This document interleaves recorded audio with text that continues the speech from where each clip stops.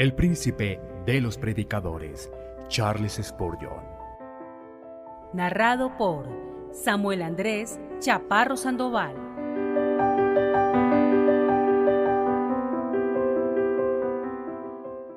El púlpito de la capilla de New Park Street, el Evangelio glorioso. Sermón predicado el domingo 21 de marzo de 1858 por Charles Haddon Spurgeon en Music Hall, Royal Surrey Gardens. Fiel es esta palabra y digna de toda aceptación, que Cristo Jesús vino al mundo para salvar a los pecadores, de los cuales yo soy el primero. Primera de Timoteo capítulo 1, versículo 15. Supongo que el mensaje que los siervos de Dios anuncian a la gente siempre debe llamarse la carga del Señor. Cuando antiguamente los profetas venían de parte del Señor, predicaban tales juicios y amenazas y calamidades que sus rostros reflejaban mucha tristeza y sus corazones pesar. Normalmente comenzaban sus mensajes anunciando la carga del Señor, la carga del Señor. Pero ahora nuestro mensaje no tiene esa carga, ni amenazas ni truenos forman parte del tema del ministro del Evangelio. Solo se habla de misericordia. El amor es la suma y la sustancia de nuestro Evangelio. Amor inmerecido, amor hacia el primero de los pecadores. Sin embargo, todavía es una carga para nosotros. En relación al mensaje de nuestra predicación, sigue siendo nuestro gozo y nuestra delicia predicar esa carga. Pero si otros sintieran lo que yo siento, podrían reconocer que no es fácil predicar el Evangelio. Ahora estoy tremendamente preocupado y tengo el corazón atribulado, no tanto por el tema que voy a predicar, sino por la forma en que he de hacerlo. ¿Qué pasaría si este mensaje, que es tan bueno, fracasara a causa de la incapacidad de su embajador? ¿Qué pasaría si mis oyentes rechazaran esta palabra que es digna de toda aceptación debido a que me falta denuedo? Con toda seguridad, con mucha certeza, tal suposición es suficiente para provocar el llanto en los ojos de cualquier hombre. Dios quiera prevenir en su misericordia un resultado tan digno de lamentarse. Independientemente de cómo predique ahora, espero que esta palabra de Dios prevalezca en la conciencia de todo hombre, y que todos aquellos que nunca han encontrado un refugio en Jesús por esta sencilla predicación de la palabra de Dios sean persuadidos a venir para comprobar y ver que el Señor es bueno. El orgullo no permitiría nunca a ningún hombre elegir un texto como este.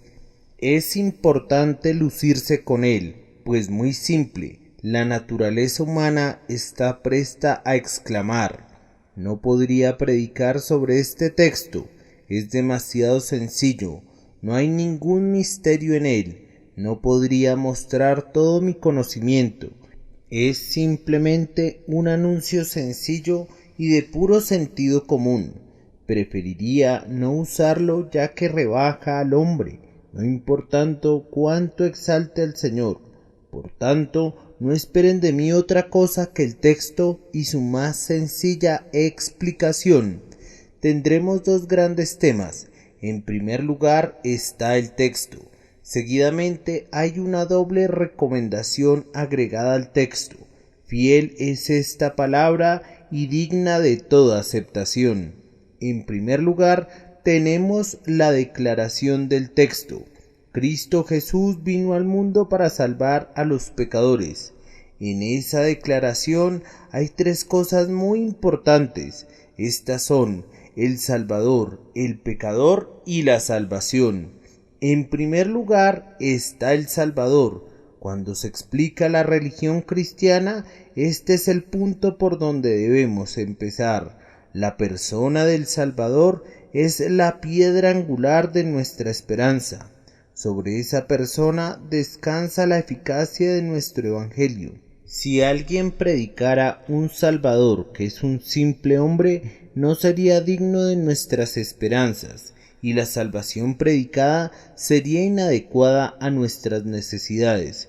Y si otro predicara la salvación por medio de un ángel, vemos que nuestros pecados son tan pesados que una expiación angélica sería insuficiente. Por tanto, su evangelio se derrumbaría hasta el suelo. Quiero repetirlo, sobre la persona del Salvador descansa toda la salvación. Si no es capaz, si no ha sido facultado para hacer el trabajo, entonces ciertamente su trabajo no tiene ningún valor para nosotros y no cumple con su diseño. Pero hermanos y hermanas, cuando predicamos el Evangelio, no debemos detenernos ni titubear. Debemos mostrarles hoy un Salvador tal que ni la tierra ni en el cielo podrían mostrar. Es tan amante, tan grandioso, tan poderoso y tan bien adecuado para todas nuestras necesidades, que es muy evidente que Él fue destinado desde el principio para llenar nuestras más profundas necesidades. Sabemos que Jesucristo, que vino al mundo para salvar a los pecadores, era Dios, y que desde mucho tiempo antes de que viniera a este mundo, los ángeles lo adoraban como al Hijo del Altísimo. Cuando les predicamos al Salvador, les decimos que aunque Jesucristo era el Hijo del Hombre, hueso de nuestros huesos y carne de nuestra carne, Él era desde toda la eternidad el Hijo de Dios y tenía en Él todos los atributos que constituyen la perfecta divinidad.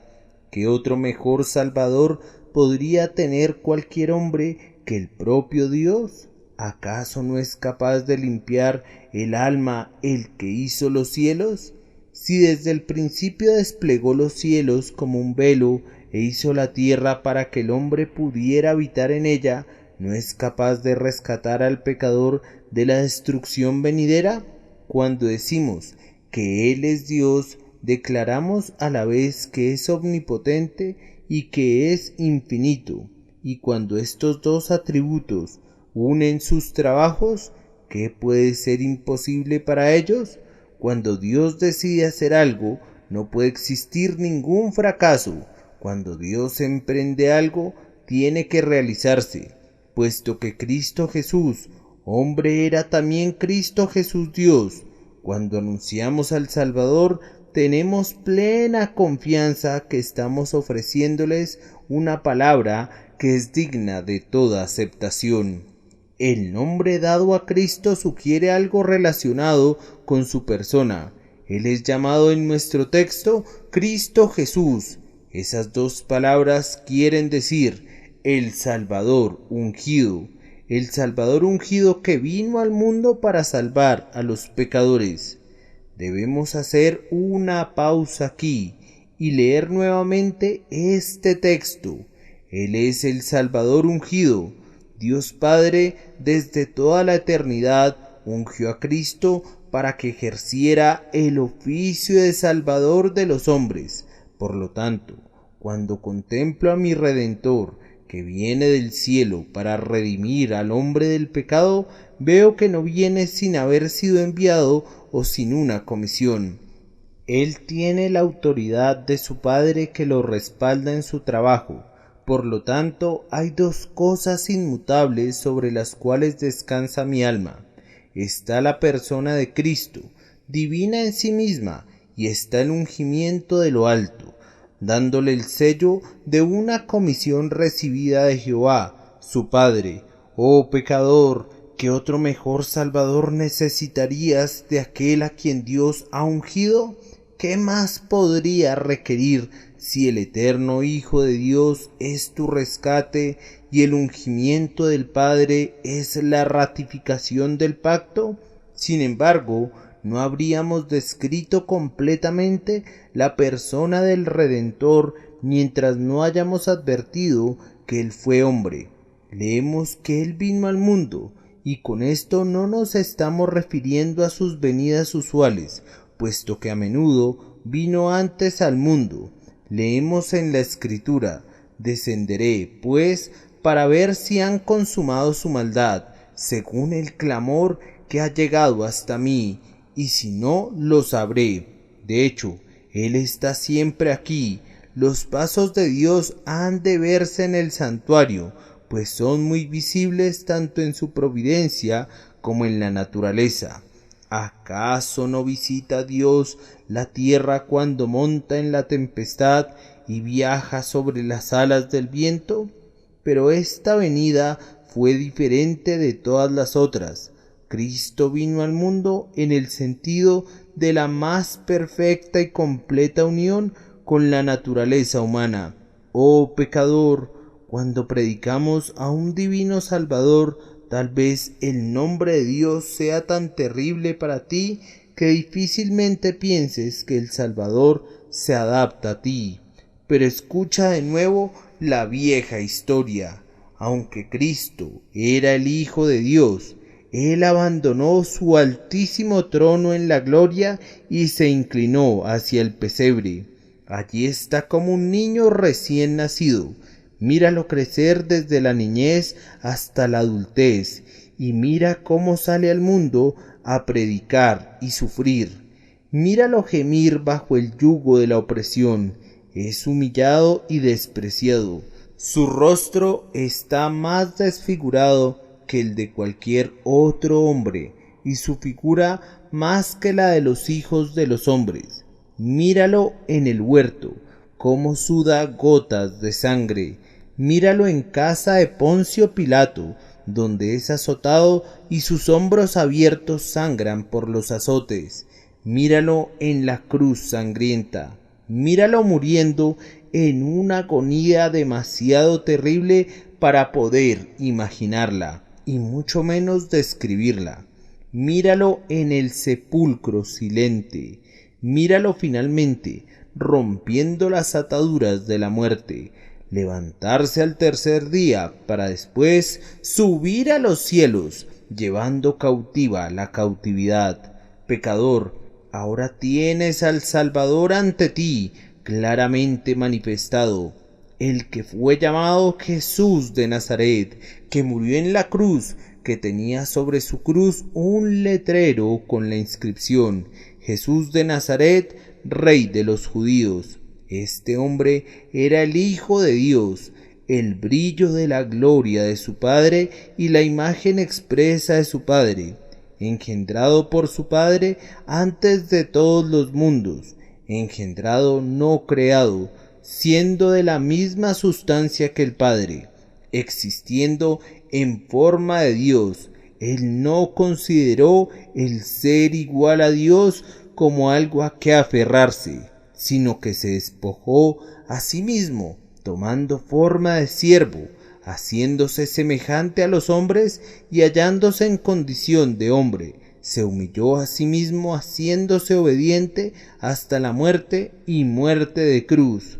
Oh, que pudiera traerlo aquí ante ustedes, que pudiera traerlo aquí para mostrarles sus manos y su costado. Si pudieran poner sus dedos en el lugar de los clavos como Tomás y meter la mano en su costado, creo que no serían incrédulos, sino creyentes. Esto sé con seguridad, que si hay algo que pueda hacer creer a los hombres bajo la mano del Santísimo Espíritu de Dios, es el cuadro verdadero de la persona de Cristo. Ver es creer en su caso. Una verdadera visión de Cristo, una mirada de forma correcta hacia Él, trae la fe para el alma con toda certeza. Oh, no dudo que si conocieran a nuestro Señor, algunos de ustedes que dudan y temen y tiemblan ahora dirían: oh, yo puedo confiar en Él. Una persona tan divina y sin embargo tan humana, ordenada y ungida por Dios, debe ser digna de mi fe. Yo puedo confiar en Él. No, más aún, si tuviera 100 almas, podría confiar en Él con todas ellas. Oh, si yo tuviera responsabilidad por todos los pecados de la humanidad, y yo fuera el depósito y el vertedero de toda la infamia del mundo, incluso en esas condiciones podría confiar en Él, pues un Salvador así es capaz de salvar completamente a los que vienen a Dios por medio de él. Esta, pues, es la persona del Salvador. El segundo punto es el pecador. Si nunca hubiéramos escuchado este texto de la Biblia o alguno parecido, supongo que reinaría un silencio sepulcral en este lugar. Cuando comenzara a leerlo por primera vez ante ustedes, fiel es esta palabra y digna de toda aceptación, que Cristo Jesús vino al mundo para salvar a...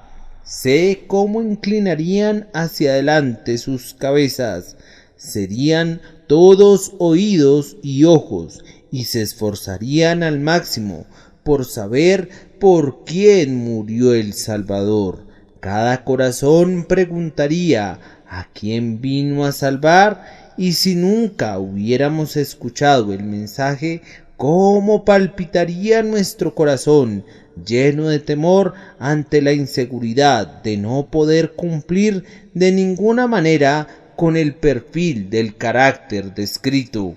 Oh, cuán agradable es escuchar de nuevo la palabra que describe el carácter de aquellos a los que Cristo vino a salvar. Él vino al mundo para salvar a los pecadores. Reyes, no hay ninguna distinción especial para ustedes. Príncipes, no los ha seleccionado solamente a ustedes como objeto de su amor. Los mendigos y los pobres podrán probar también su gracia. Ustedes, hombres sabios, ustedes maestros de Israel, Cristo no dice que Él vino para salvarlos especialmente ustedes. El campesino sin educación y analfabeta es igualmente bienvenido por su gracia. El judío, con todo, y su árbol genealógico de honor, no es más justificado que el gentil. Países desarrollados, con toda su civilización y su libertad, Cristo no dice que Él vino a salvarlos a ustedes.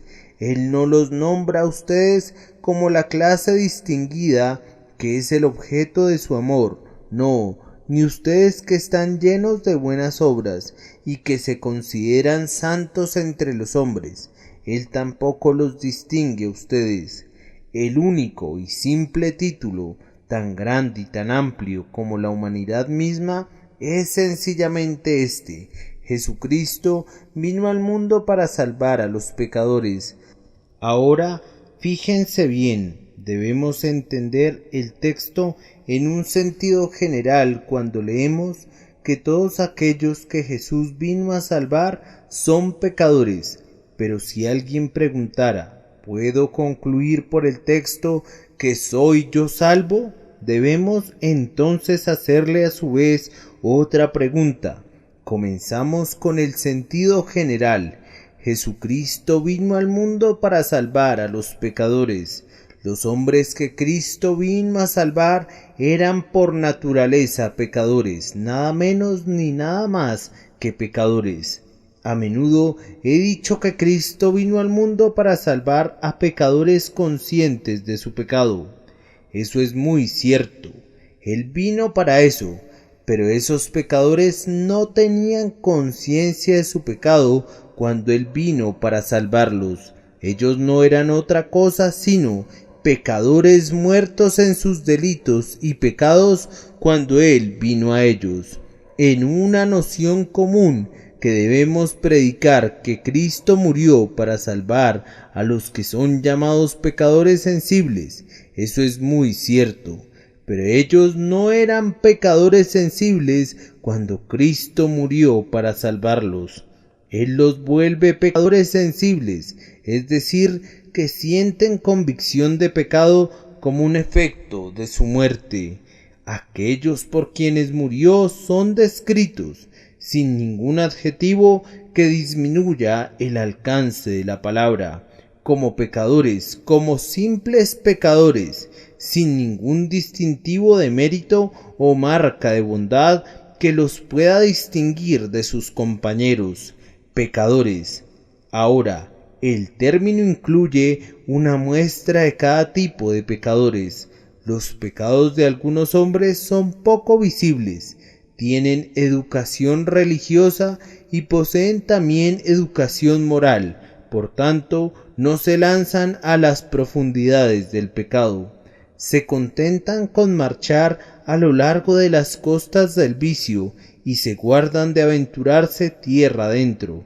Ahora bien, Cristo ha muerto por estos también, ya que muchos de ellos han sido conducidos a conocerlo y amarlo a Él. Que nadie piense que debido a que sus pecados son menores, hay menos esperanza para Él. Qué extraño es que algunos piensen así. Si hubiera sido un blasfemo, dirá alguien, o hubiera perjudicado a muchos, habría tenido más esperanza. Aunque sé que he pecado grandemente ante mis propios ojos, ante los ojos del mundo me he equivocado poco, y por tanto no me siento plenamente incluido. Oh, no digas eso, dice pecadores. Si te puedes incluir en ese catálogo, ya sea al principio o al fin, no importa dónde estés incluido.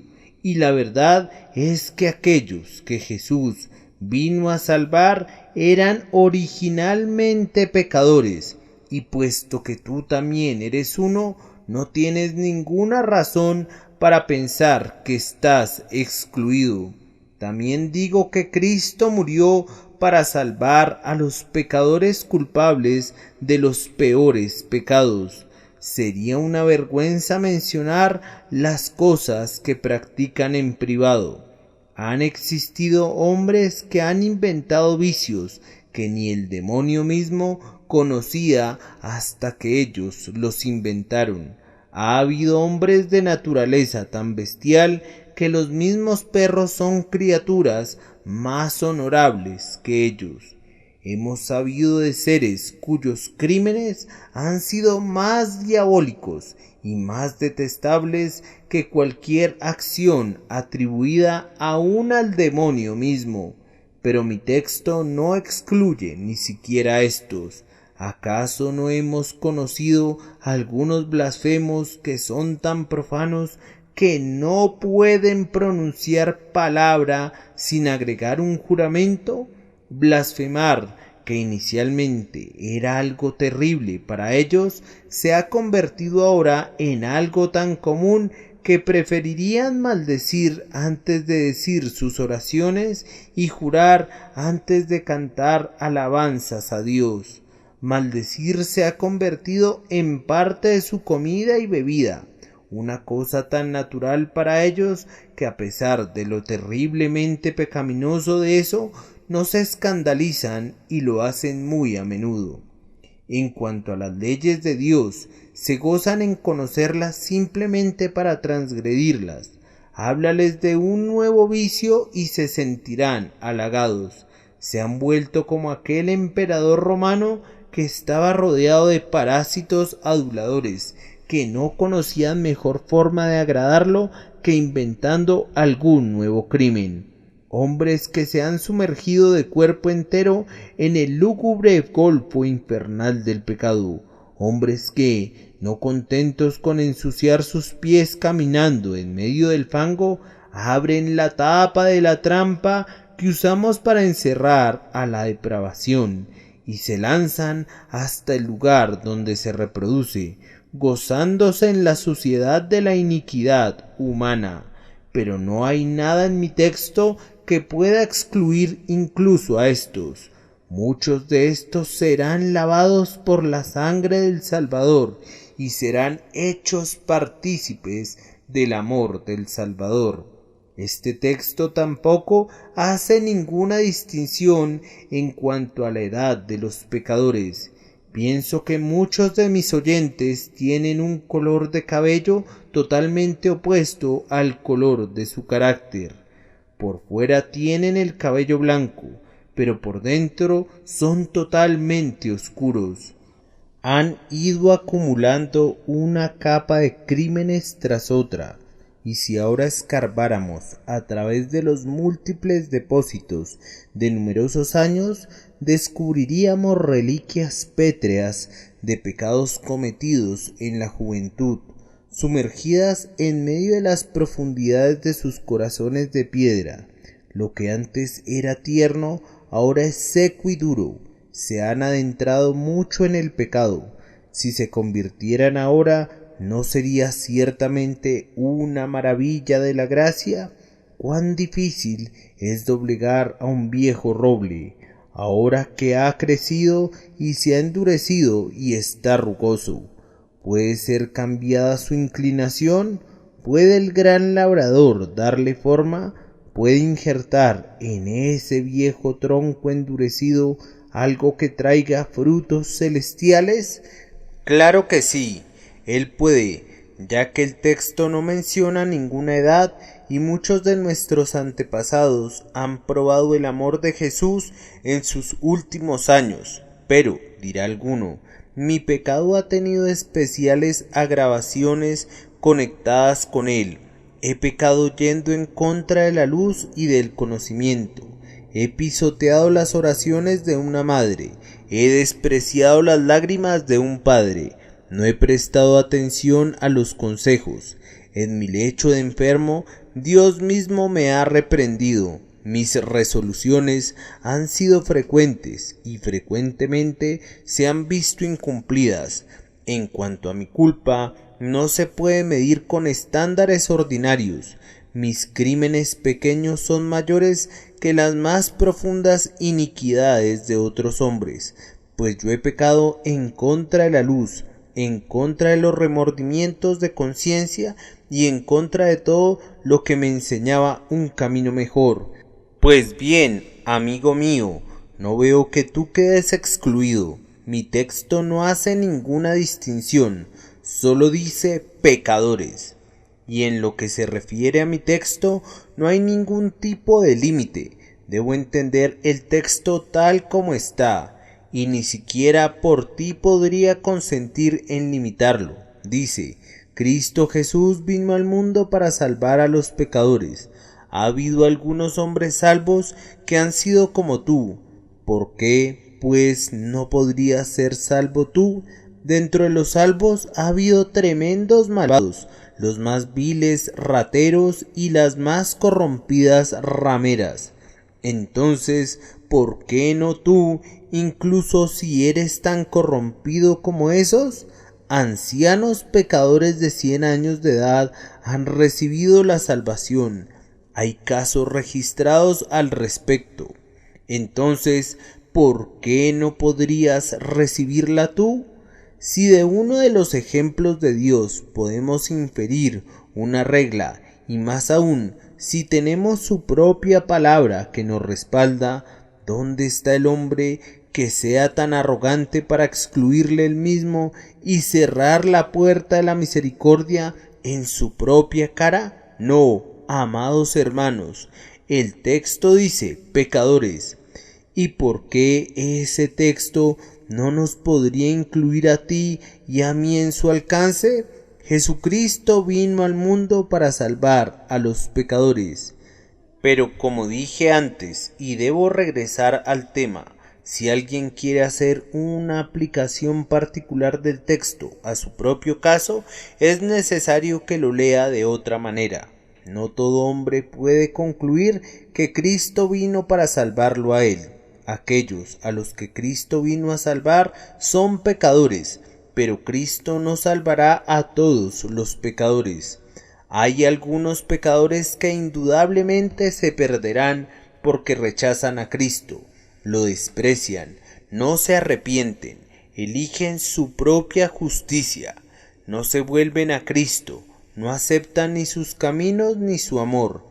Para tales pecadores no hay promesa de misericordia, ya que no existe ningún otro camino de salvación. Cuando desprecias a Cristo, desprecias tu propia misericordia. Si te alejas de Él, habrías demostrado que su sangre no es eficaz para ti, Desprécialo, y cuando lo desprecies, entonces muérete sin entregar tu alma en sus manos, y habrías dado muestras terribles de que aunque la sangre de Cristo es todopoderosa, nunca te fue aplicada a ti, nunca fue rociada en tu corazón para quitar tus pecados. Si quiero saber si Cristo murió por mí, de tal manera que ahora pueda creer en Él y sentir mi salvación, debo responder a esta pregunta. ¿Siento hoy que soy un pecador? No lo digo simplemente por quedar bien, sino que lo siento realmente. En lo más profundo de mi alma es esa una verdad de Dios grabada con fuego en letras mayúsculas. ¿Yo soy un pecador? Entonces, si es así, Cristo murió por mí. Estoy incluido en su propósito especial.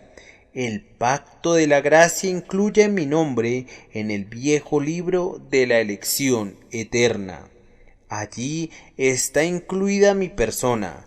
Sin duda alguna seré salvo, si sintiéndome ahora un pecador, me arrojo sobre esa sencilla verdad de Dios y creo y confío en ella como mi ancla en los tiempos de tormenta.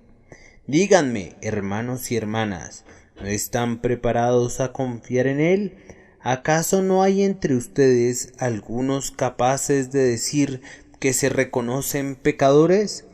Oh, te suplico, quien quiera que seas, que creas en esta verdad de Dios que es digna de toda aceptación.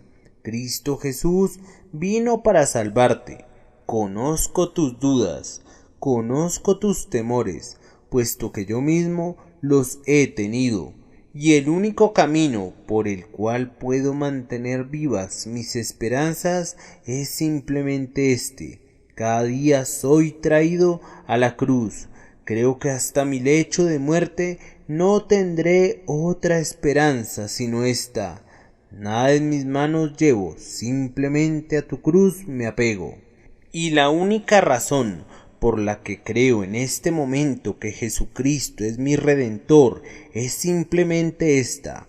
Yo sé que soy un pecador, lo siento y me duele, y a pesar de que lo lamento mucho cuando Satanás me dice que no puedo ser del Señor, saco de mí misma lamentación la conclusión confortable que puesto que Él me ha hecho sentir que estoy perdido, no lo habría hecho a menos que tenga la intención de salvarme. Y puesto que me ha permitido ver que pertenezco a esa grandiosa clase de personas que Él vino a salvar, deduzco de ello, más allá de toda duda, que Él me salvará. Oh, ¿pueden hacer ustedes lo mismo? Ustedes, almas que están golpeadas por el pecado, cansadas, tristes y desilusionadas, y para quienes el mundo se ha convertido en una cosa vana, ustedes, espíritus cansados, que han tenido su ronda de placer y ahora están exhaustos por el aburrimiento o incluso por la enfermedad y desean verse liberados, ¿pueden hacer lo mismo? Oh, ustedes, espíritus, que están buscando algo mejor de lo que puede ofrecerles este mundo loco. Yo les predico el bendito evangelio del bendito Dios Jesucristo, el Hijo de Dios, nacido de la Virgen María, que padeció bajo Poncio Pilato, que fue crucificado, muerto y sepultado, y que fue levantado de nuevo el tercer día para salvarlos a ustedes, sí, a ustedes, pues Él vino al mundo para salvar a los pecadores. Y ahora, muy brevemente, el tercer punto. ¿Qué quiere decir salvar a los pecadores? Cristo vino para salvar a los pecadores. Hermanos, si necesitan un cuadro que les muestre lo que significa ser salvados, déjenme presentarles uno. Hay un pobre infeliz que ha vivido durante muchos años en el más horrendo pecado. Se ha hecho tan indiferente al pecado que sería más fácil cambiar el color de su piel que él aprendiera a hacer el bien. La borrachera y el vicio y la locura han arrojado su red de hierro sobre él y se ha convertido en alguien detestable, pero incapaz de salir de esa condición. ¿Puedes verlo? Se tambalea precipitadamente hacia su ruina. Desde su niñez hasta su juventud y desde su juventud hasta su adultez ha pecado sin freno y ahora se encamina hacia sus últimos días. La fosa del infierno ya está iluminando su camino y sus terribles rayos casi tocan su rostro, pero él todavía no se da cuenta. Continúa en su impiedad, despreciando a Dios y odiando su propia salvación. Dejémoslo allí. Han pasado algunos años y ahora escuchen otra historia. ¿Pueden ver aquel espíritu que se destaca entre la multitud, cantando de manera muy dulce sus alabanzas a Dios? ¿Advierten que está vestido de blanco, un símbolo de su pureza? ¿Lo ven cuando lanza su corona a los pies de Jesús y le reconoce como Señor de todo? Escúchenlo. ¿Lo oyen cantar la melodía más dulce que se ha escuchado en el paraíso? Pongan atención, el himno es este. Yo, el primero de los pecadores soy, mas Jesús por mí murió, al que nos ama y nos libró de nuestros pecados con su sangre. A él sea la gloria y el dominio para siempre jamás. ¿Y quién es el que así compite con las melodías de los serafines? El mismo hombre que un poco antes era terriblemente depravado, exactamente el mismo hombre, pero fue lavado, fue santificado, fue justificado. Si me preguntaran entonces lo que quiere decir salvación, les responderé que abarca todo el trayecto entre ese pobre hombre desesperadamente caído que vimos inicialmente y el espíritu elevado a las alturas, ocupando el alabar a Dios que vimos al final. Eso es lo que significa ser salvo, que nuestros viejos pensamientos sean renovados, que nuestros viejos hábitos y costumbres sean renovados, que nuestros viejos pecados sean perdonados y que recibamos una justicia que no es nuestra, tener paz en nuestra conciencia, paz con el hombre y paz con Dios, tener el vestido sin mancha de una justicia que no es nuestra sobre nuestro cuerpo y ser sanados y lavados. Ser salvos es ser rescatados del golfo de la perdición, es ser levantados al trono del cielo, ser librados de la ira y de la maldición y de los truenos de un Dios airado, y ser llevados a sentir y probar el amor, la aprobación y el aplauso de Jehová, nuestro Padre y nuestro amigo, y Cristo da a los pecadores todo esto.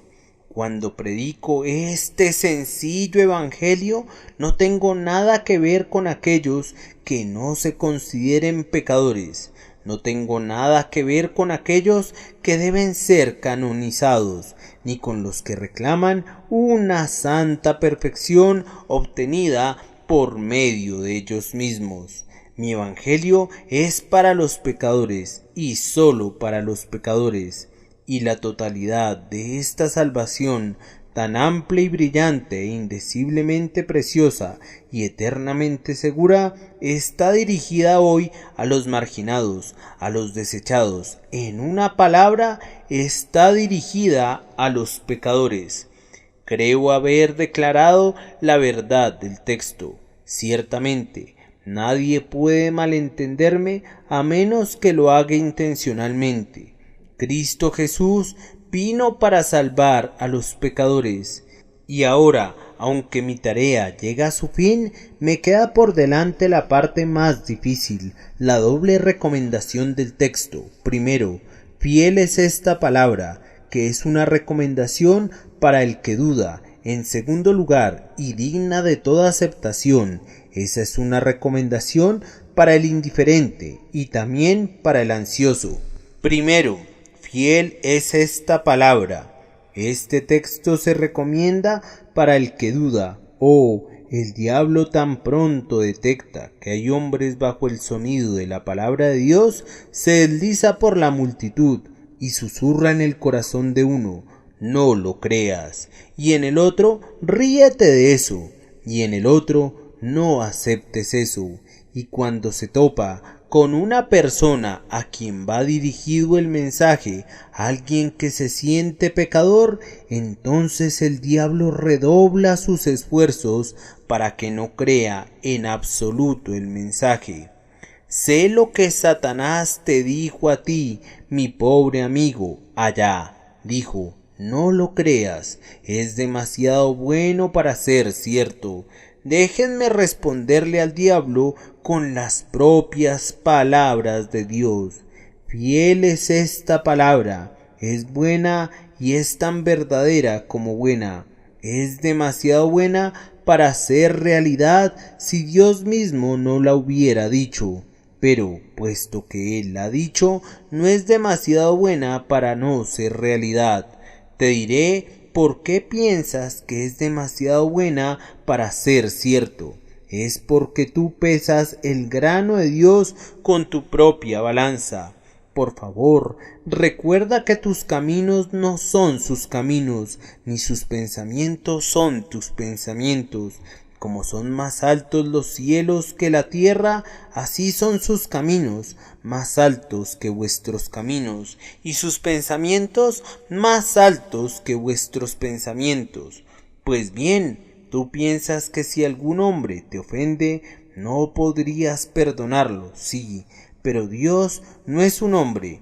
Él puede perdonar donde tú no puedes perdonar, y en estas situaciones donde tú agarrarías a tu hermano por el cuello, Dios lo perdona 70 veces 7. No conoces a Jesús, de otra manera creerías en Él. Creemos honrar a Dios cuando pensamos graves cosas de nuestros pecados. Recordemos que mientras debemos pensar grandemente en nuestros pecados, no le damos la honra a Dios si pensamos que nuestro pecado es más grande que su gracia. La gracia de Dios es infinitamente más grande que nuestros mayores crímenes. Solo hay una excepción que Él ha establecido, y un penitente no está incluido en esa excepción. Les suplico, por tanto, que tengan una mejor opinión de Él. Piensen cuán bello es Él y cuán glorioso es Él. Y cuando sepan que este es un dicho verdadero, espero que lancen a Satanás muy lejos de ustedes, y no piensen que esto es demasiado bueno para ser verdadero. Sé lo que Él va a decirles a continuación. Bien, si esto es cierto, no lo es para ti. Es cierto para el mundo entero, pero no para ti. Cristo murió para salvar a los pecadores. Es cierto que tú eres un pecador, pero tú no estás incluido ahí. Dile al diablo en su cara que es un mentiroso. No hay otra forma de responderle que usando un lenguaje directo. Nosotros no creemos en la individualidad de la existencia del demonio, como creía Martín Lutero. Cuando el demonio venía a él, lo trataba de la misma manera que a otros impostores. Lo lanzaba fuera con frases duras. Díganle por la autoridad del mismo Cristo que es un mentiroso. Cristo dice que Él vino para salvar a los pecadores. El diablo dice que no es así. Virtualmente Él dice que no es así, puesto que declara que Él no vino para salvarte a ti y tú sientes que eres un pecador. Dile que es un mentiroso y mándalo a volar. De todas maneras, no compares nunca el testimonio de Satanás con el de Cristo. Cristo te mira hoy desde la cruz del Calvario con los mismos amantes ojos llenos de lágrimas que una vez lloraron viendo a Jerusalén. Te mira, hermano mío, hermana mía, y dice a través de estos labios míos: yo vine al mundo para salvar a los pecadores. Pecador, ¿no vas a creer en Él y confiar tu alma en sus manos? ¿No vas a decir: dulce Señor Jesús, tú serás nuestra confianza a partir de ahora? Por ti renuncio a todas las otras esperanzas. Tú eres tú, siempre serás mío. Ven, tímido amigo, voy a tratar de darte ánimo, repitiendo nuevamente el texto: Jesucristo vino al mundo para salvar a los pecadores. Te exhorto por tu honestidad, que puesto que afirmas creer en la Biblia, que creas en esto. Allí está. ¿Crees en Jesucristo? Por favor, respóndeme. ¿Crees que miente? El Dios de la verdad ¿se inclinará a mentir? No, dices tú. Todo lo que Dios diga, lo creo, pues es Dios quien te lo dice en su propio libro. Él murió para salvar a los pecadores. Veamos otra vez. ¿No crees en los hechos? ¿No se levantó Jesucristo de su sepulcro? ¿No demuestra eso que su evangelio es auténtico? Y si el evangelio es auténtico, todo lo que Cristo declara que es el evangelio debe de ser verdadero. Te exhorto, puesto que crees en su resurrección, a que creas que Él murió por los pecadores y a que abraces esta verdad. Además, ¿quieres negar el testimonio de todos los santos en el cielo y de todos los santos en la tierra? Pregunta a cada uno de ellos y te dirán que esto es verdad. Él murió para salvar a los pecadores. Yo, como uno de los más humildes de sus siervos, doy mi testimonio. Les digo que cuando Jesús vino para salvarme, no encontró nada bueno en mí.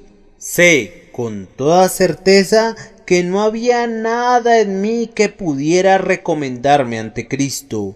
Y si me amó porque así lo quiso, porque no había nada en mí para que me amara, nada que Él pudiera desear en mí. Lo que soy, lo soy por su gracia, por Él soy lo que soy. Pero al principio me encontró como un pecador, y la única razón de su elección fue su soberano amor. Pregunta a todo el pueblo de Dios y todos te dirán lo mismo. Pero tú dices que eres un terrible pecador, pues no eres más pecador que algunos de los que ya están en el cielo. Dices que eres el más grande pecador que jamás haya existido. Yo digo que estás equivocado. El más grande de los pecadores murió hace años y se fue al cielo. Mi texto así lo dice, de los cuales yo soy el primero. Entonces, puedes ver que el más grande de los pecadores fue salvado antes que tú. Y si el primero de los pecadores ha sido salvado, ¿por qué no serías salvado tú también? Los pecadores están formados en una fila, y veo que uno sale de la fila y dice: abran paso, yo voy a la cabeza, yo soy el primero de los pecadores, denme el lugar más humilde, déjenme tomar el lugar de menor jerarquía. No, grita otro, tú no, yo soy un mayor pecador que tú. Entonces viene el apóstol Pablo y dice: reto ustedes, Manasés y Magdalena, yo los reto ustedes. Yo tendré el lugar más humilde. Yo fui un blasfemo, un perseguidor y alguien que hizo mucho daño, pero he obtenido misericordia para que Cristo Jesús mostrase en mí, el primero, toda su clemencia.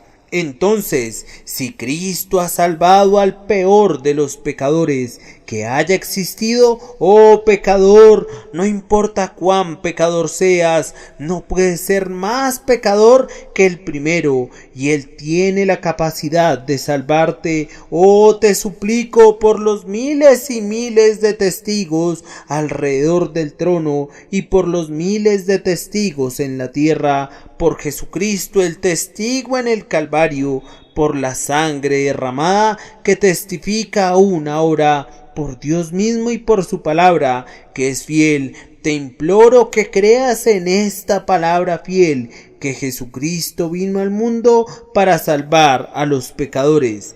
Y ahora vamos a concluir. En segundo lugar, este texto se recomienda para los indiferentes y también para los preocupados. Este texto es digno de toda aceptación por parte de la persona indiferente. Oh hombre, tú lo desprecias. Observé cómo torcías tus labios en son de burla. La historia fue dicha de manera deficiente, y tú te burlaste de ella. Dijiste en tu corazón: ¿y a mí qué? Si esto es lo que predica este hombre, no me interesa escucharlo. Si este es el evangelio, no es nada. Ah, amigo mío, es algo, aunque no lo sepas, es digno de tu aceptación. El tema que ha predicado, sin importar la pobreza de mi predicación, es sumamente digno de atención.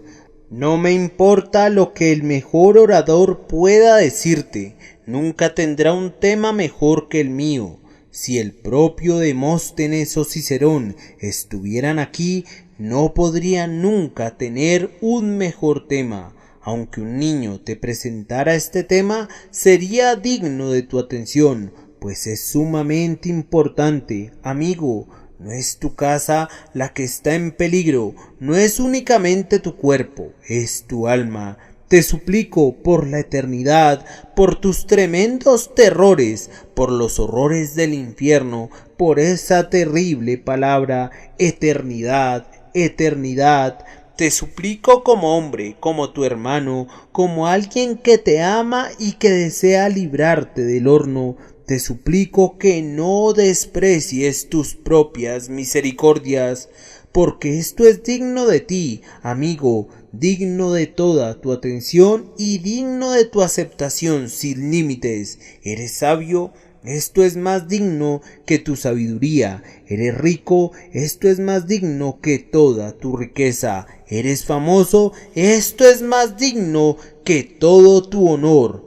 ¿Eres de noble linaje? Esto es más digno que todo tu árbol genealógico, que toda tu apreciable herencia. Lo que predico es el tema más digno bajo el cielo, porque durará cuando todas las demás cosas desaparezcan. Estará a tu lado cuando tengas que estar solo, a la hora de la muerte. Abogará a tu favor cuando tengas que responder al llamado de la justicia en el tribunal de Dios, y será tu eterna consolación a través de las edades sin fin. Es digno de tu aceptación. ¿Te sientes preocupado? ¿Está triste tu corazón? Dices: deseo ser salvo. ¿Puedo confiar en este evangelio? ¿Es lo suficientemente fuerte para cargarme? Yo soy un gigantesco pecador.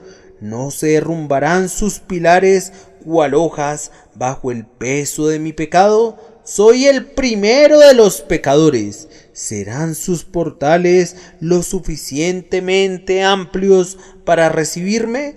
Mi espíritu está enfermo por el pecado.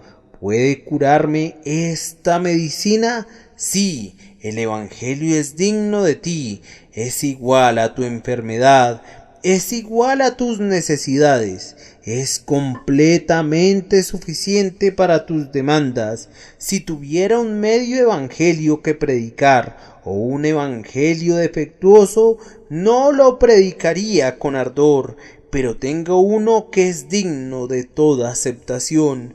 Pero, Señor, he sido un ladrón, he frecuentado prostitutas, he sido un borracho.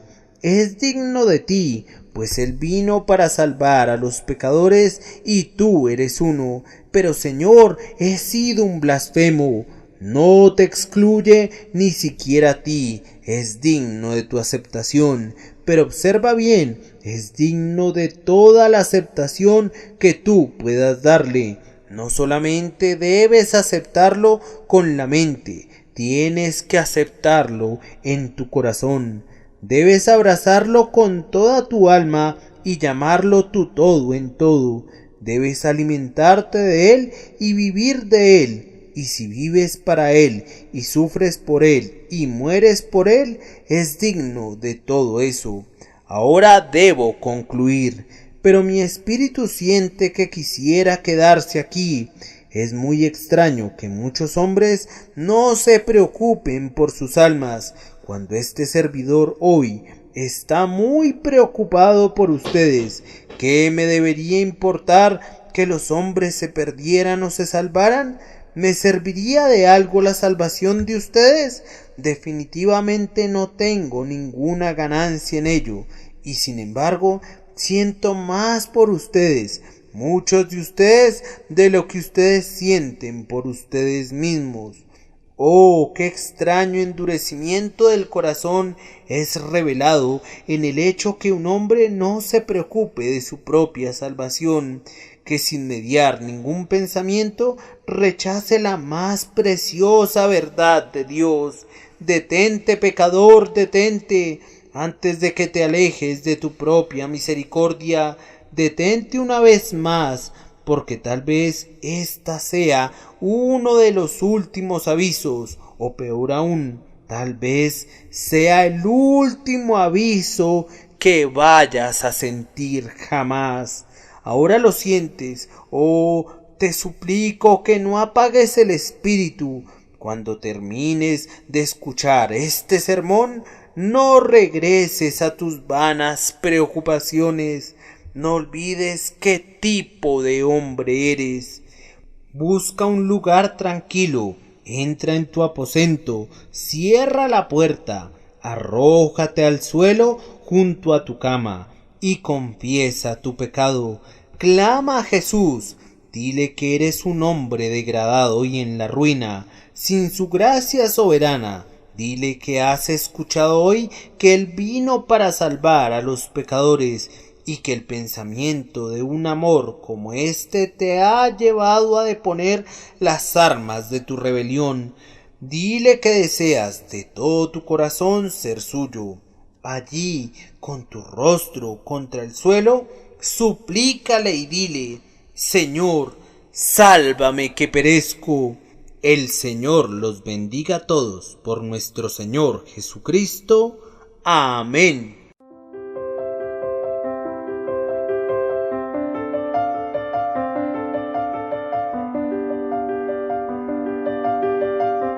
El príncipe de los predicadores, Charles Spurgeon.